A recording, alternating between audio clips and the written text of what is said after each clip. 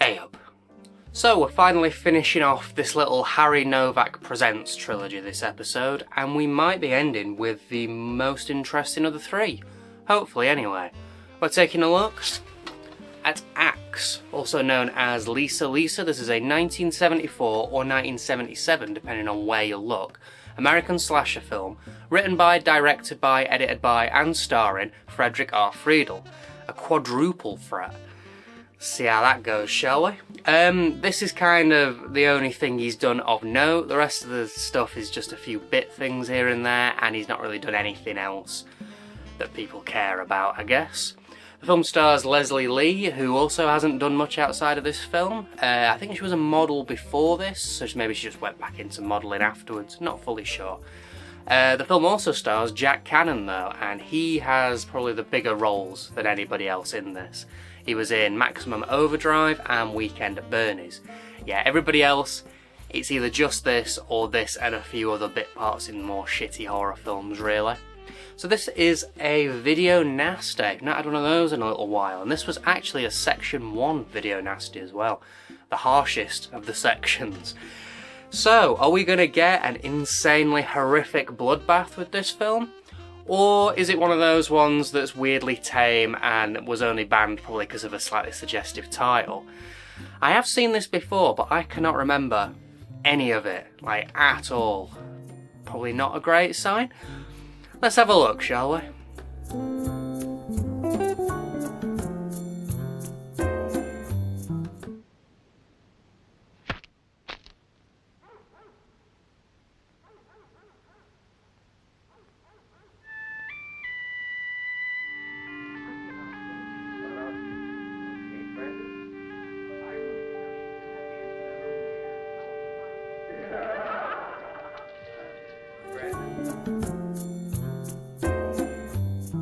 Quite a simple plot for this one.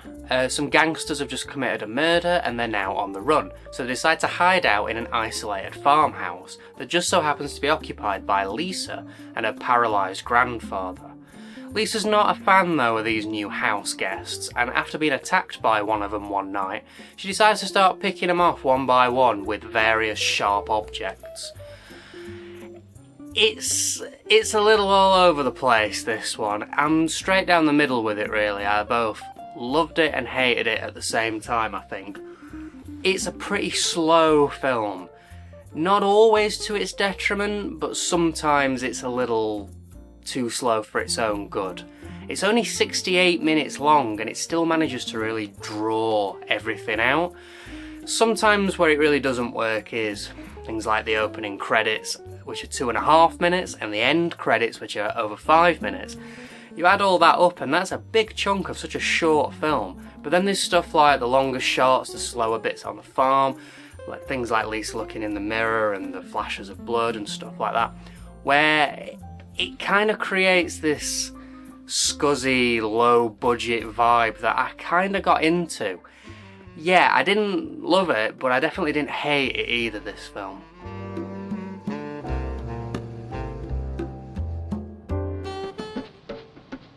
How's this? Hello, Max. Why don't you sit down? Max? Billy? I bet she's got some other nice melons, too. Some of her damn poison fruit.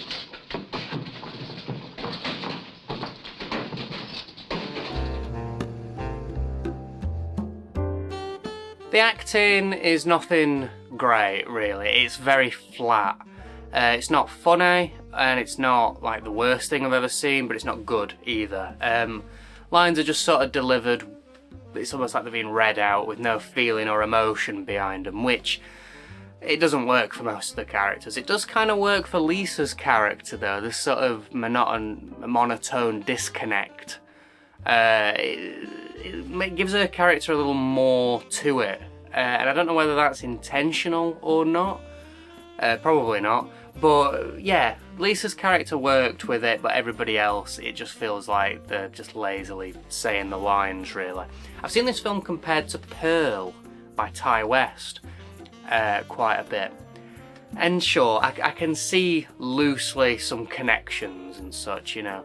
Girl on a farmhouse looking after a disabled parental figure or family member and kills people. Sure. Tonally, though, they're very, very, very different films. And just how they're put together and how they're shot and stuff. Pearl's actually got some sort of intent and craft behind it. We get gore in this, but it's nothing amazing. It's a lot of after the fact stuff. We don't actually see anything happening. It's all just very much like, here's a dead body with blood on it. And the blood is very bright red as well. It's, you know, at least we get something. It's not a lot, but we get something at the very least. It's not. Sometimes it shines with some of its shots and sort of like the way it's put together. Sometimes like the opening shot's nice, and some of the wide shots on the farm are really good. Some of the close, uncomfortable shots are really cool as well. But a lot of it is very by the books. It's very much plonk the camera down. Here we go. It does make you feel like some of the good, like some of the outstanding moments in it are a bit unintentional, perhaps. I'm not sure. It feels sort of haphazardly shoved together as well. The runtime's super short and things are really like extended and long, and it just feels like they just shot a bunch of stuff and just went, here's the end product. There's not much craft behind it, I guess. The music's pretty good though. It's weird. It's got some weird sounds in there, but you know what, I liked that. I didn't mind that at all. Yeah, it's just got this weird sort of laid back attitude to the whole thing. And it takes ages for anything to actually happen. We don't meet Lisa until about half an hour into the thing. And like that's like most of the film nearly by that point. It's weird. It's such a laid back, almost like hypnotic sort of vibe to it. Yeah, it kind of worked. It kind of worked with that sort of like low budget feel. It's like, I guess how like Texas Chainsaw Massacre can really draw you in and repulse you. This one can just sort of lull you into a weird sort of state while you're watching it.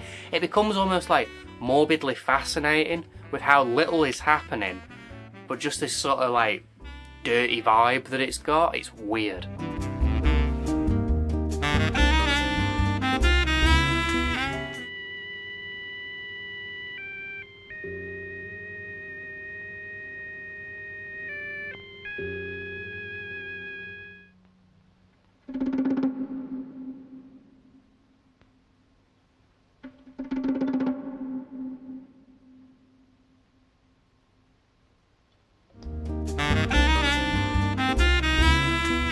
This film was reportedly shot over a 9-day period, and yeah, you can kind of tell. There's only really 2 locations in this, and for the most part they're interiors, which are easy enough to sort of do. You know, you hire a house out for a couple of days, get everything you need and move on. And yeah, you can sort of tell. It's another one that was shot on short ends as well, that we mentioned previously in a few other reviews. Intruder and The Child, I think, was also shot on short ends. And yeah, super low budget, very, very low budget thing. And yeah, you can kind of tell. The director has also gone on to say that a lot of the scenes were padded. So it wasn't just me assuming, like, this film is very, very padded out. Yeah, you can tell, like, if this had sort of modern sensibilities with regard to pacing, this would have been like a 5 to 10 minute short film easily. There's a lot of this that nowadays would just be on the cutting room floor. But you know, it's a 70s film. It's definitely got a 70s sensibility to it, for sure, for sure. So this is also a video nasty, and this is probably one of the tamest video nasties I think I have ever seen. So why was it a video nasty then? Well, theories could be, a little bit was cut initially. I think like only like 19 seconds of it was actually cut. This is a fully uncut version that I watched. And I didn't really notice anything that made me go, ooh, that should be cut, or that looks like it will probably cut in the original ones. So I don't know really. Just twitchy sensors, I guess. It could be that the killer, I think Lisa is meant to be a teenager. She's played by an adult, but I think that she's meant to be like a young teen who's committing all the killings, so maybe that had something to do with it, or the kid killing people. So we gotta ban it.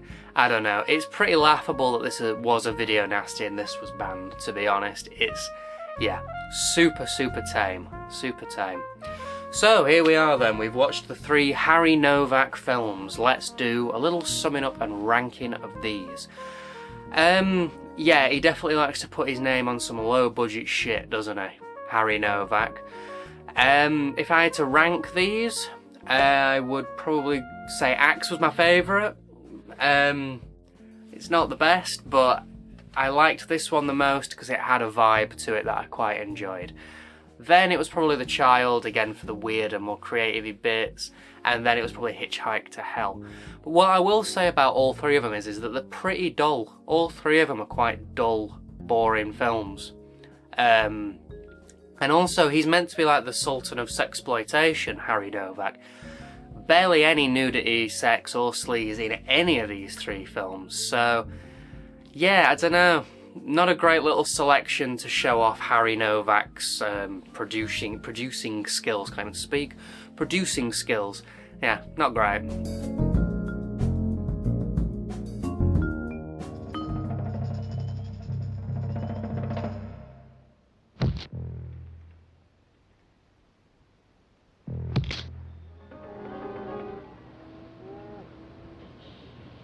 That's more like it, baby.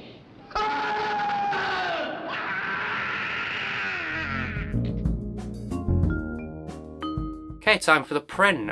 And this is the first of the Harry Novak films that doesn't look like complete dog shit, to be honest.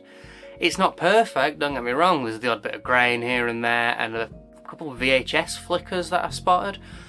But honestly, it's fine, really. The colours look okay. The sound's a little quiet, but there's no major issues that have plagued the other ones, really. It's fine, yeah, not bad. And on the disc, we get chapter select and a trailer, and that's your lot. Okay, time for the case, and it's honestly not too bad. I didn't mind the cover. It's stylised, and the black on red looks pretty nice, yeah. The tagline's a little odd though, it should probably have a comma after last. The back of the case is alright, the blurb reads more colloquially than previous releases. It's got a pretty harsh description of Grandpa here, which made me chuckle. But yeah, it's fine, it sells the film. All the information seems correct too, which is nice. Now, this is not an ILC release like the other 2 were. This is actually a 4 digital media release. The only one in the collection as well. But weirdly enough, when you boot the disc up, it has the ILC logo at the beginning, even though there's no mention of ILC anywhere on the case or disc. Really weird. Lastly, this came with a Poundland leaflet, and I actually remember buying it from Poundland as a teenager. Overall then, I'm sort of straight down the middle with this one. I didn't love it, I didn't hate it. It's a little too boring for its own good in some parts, and it's super short as well, which is a bit of a feat really, being very boring and very short. Not a good sign. But there's a draw to it, there's something intriguing about the vibe. It kind of made me think of Skinamarink, for those who've seen that, with its sort of mesmerising, hypnotic sort of slow pace, and I've seen it referred to as lo-fi. I've seen this referred to as lo-fi as well, and yeah, I'd definitely say it's kind of a lo-fi horror. It's not going to be for everyone, definitely not. I'd give it a mild recommendation. Yeah, some of you will probably quite like this, and some of you really will not like this at all. If you're in the market, this isn't the worst way to go. There's no special features, but the print's fine. If you see this cheap and you're after a copy, it's not an awful way to go. There is a double disc special edition that doesn't have the Hard Gore branding, but it is the same case, same everything. I think it's like a paper case, and it's the 4 digital Media and ILC as well. So with the same print but with an extra disc with features on it, which is probably why this is a single disc version. But yeah, we don't get any of the Hard Gore branding on that. And then there's also I saw for import on Blu-ray. This is featured in a double bill with Kidnap Coed, I think it's called, which is another film by the same director. If you're willing to pay extortionate import prices for this and another potentially shit film, fair enough, you do you. But yeah, it's not the worst, it's not the best, it's just sort of there, this one. A decent way to sort of end off the Harry Novak films though, to be honest, because it's the better of those three.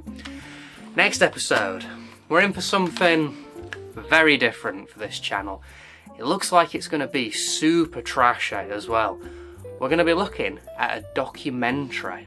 Next episode, we're checking out 666 Revealed, True Stories of Real Evil.